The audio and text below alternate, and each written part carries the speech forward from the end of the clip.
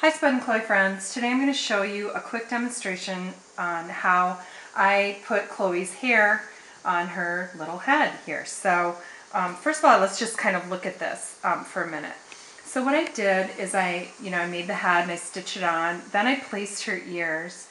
And then I put her face on. And really, if you look at her face, I put the eyes kind of so they lined up right with the ears. So it's really almost like a horizontal line, maybe slightly up.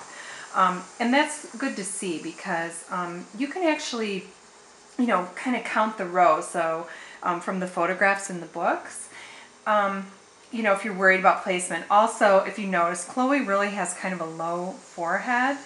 And this is a second version of Chloe I've done. I think the first one that's in the book has 3 rows going up above the eyebrow, and in this one I have 2 rows going up on the eyebrow. And the other thing is that I really made a distinct part on Chloe's head, and I'm going to just untie her ponytail, and let's take a look at what I have here. So as you can see, and there's a schematic in the book on kind of how I did this, but I really filled in, I made a part on Chloe's head. So I knotted strands going up one side, and then I knotted strands going down another side to make her part. I mean, you can start anywhere you'd like, but and then I made her hairline going across and kind of down to her ears. But as you can see, I didn't fill in her whole head. You're basically just filling in her hairline. So look, all going around. So I did the part, I went down to her ear, I went over behind her ear, and then I just filled in all along the back here. Because you don't need to fill in the entire head of hair. So then when you get this good and filled in, I actually made a part. And I've noticed some people are just pulling the hair straight back, but which is fine, but I kind of like it to be more of like a side part and then kind of swooped over, and then you can just pull, kind of style her hair right back up so she has her little part in her ponytail, and you can just tie it right back up. Now some people are actually stitching on the hair tie so that little kids can't pull it off and have her hair just going all over.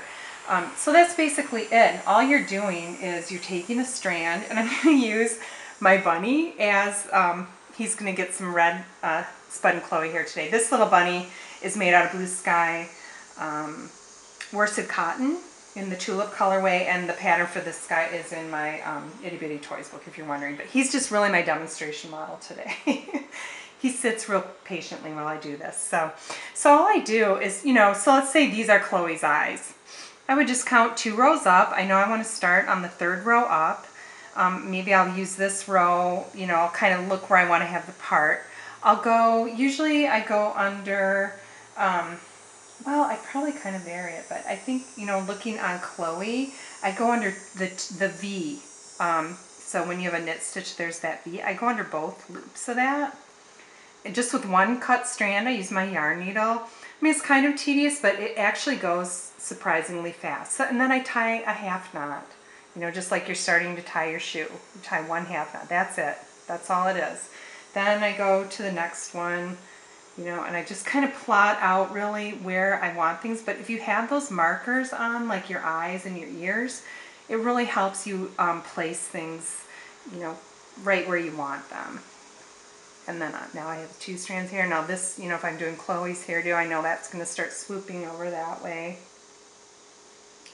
And that's all it is. I mean, it's not really the placement of the hair, I guess, is the main thing that you want to try to get right. So I go through the 2 loops of the V. I pull it through, the strand through. The other thing I always do is I trim the hair kind of after I have it on. So, if the bunny was going to get a big ponytail, I would just keep going around this way. I would follow this line down to the imaginary Chloe's ear, maybe loop around the ear. I'd go back down, like on the back here, you can see she's got 1, 2, 3, maybe 4 rounds going up where her hairline is too. So you can really see how I you know, arranged her hair on there. But it's really quite a simple thing to do, and like I said, it's just a little bit tedious, but it's well worth the effort once you get her full head of hair on there. So that's it. I hope that helps a little bit with Chloe's hair. Thanks for watching.